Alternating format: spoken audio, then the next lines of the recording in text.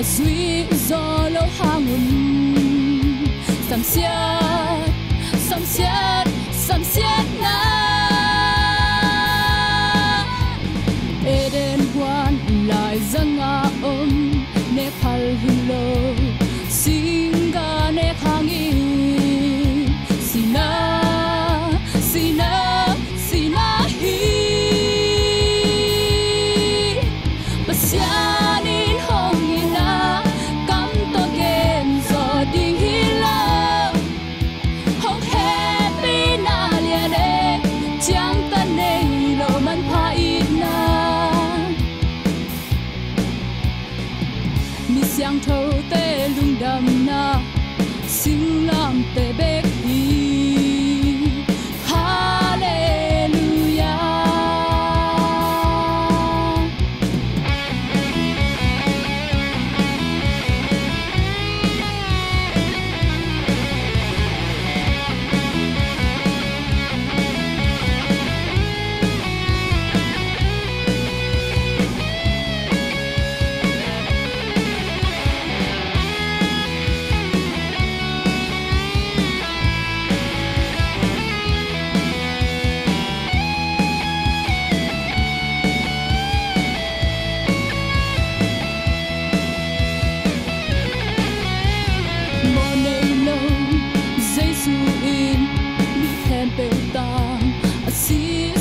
hong luang kia